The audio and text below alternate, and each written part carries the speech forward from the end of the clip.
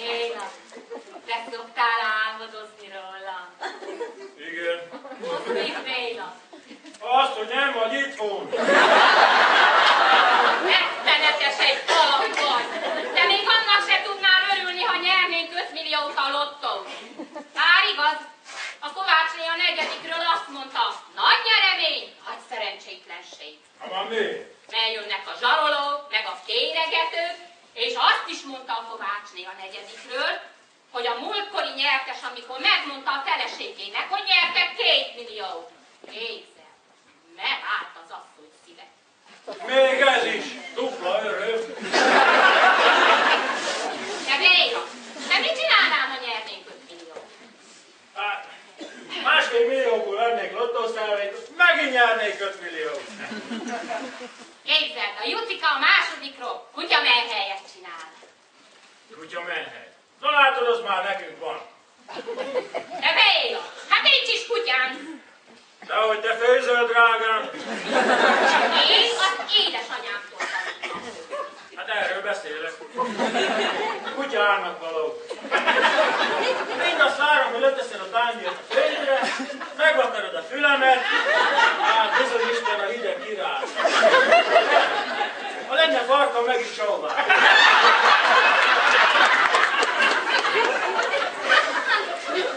Ha lenni.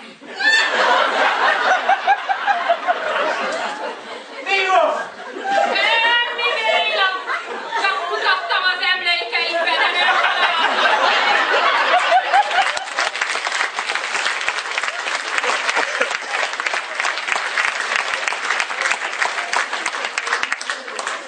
Mert te olyan női vagy. Este kijössz a fürdőszobából, tele pakolással, hát úgy nézel ki, mint egy zöldségleves, meg második Ramses pápa, tehetetlen. De Béla, én megcsaltalak. Hát te olyan sok vagy, hogy jutsz mindenkinek. Már nem is érdemelnék, hogy úgy legyen.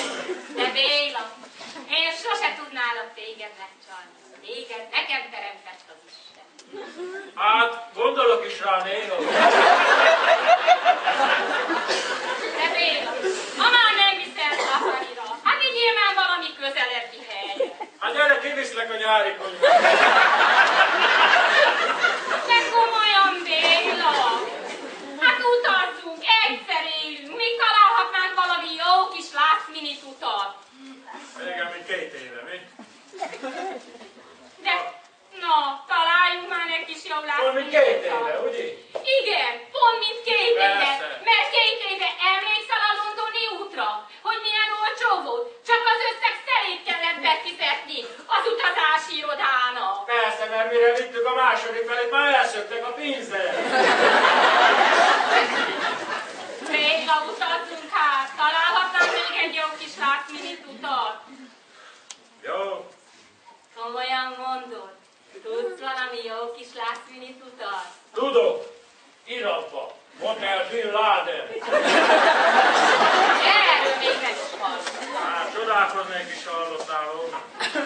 Hát neked a híradóból csak elég Antónia frizurája jön be. Most hívtam a tévét. Béla, mit nézel? Hát a csecsen választás. Béla, te disznó megint forró kézzel. De Béla, és az a Hotel Bin Laden hány csillagos? Hát sötétben több ezer. Azt mondják, hogy bomba jó. És oda együtt elmennék? Részben, már ami a terészedet illeti. Én inkább itthon ülök a tévé előtt és sörözök. Béla, de már megint hülyéskedsz. Na jó van, februárban elviszlek Velencére, karnevára. És te is jössz. Jövök. Jaj, Béla, én legszívesebben megölelnélek. Na ne gusztustalan. De Béla, és mivel megyünk? Repülővel? Távolsági busszal. Kicsit lábszagú, de 500-ból megúszunk. Jaj, Istenem, karnevál. És mit viszünk? Ó, mit? Rántott meg állarcokat. Jaj, de jó, Béla. És örülsz? Körül. És minek örülsz a legjobban, Béla? Az állarcnak. 3 napig nem látom a ronda pofát.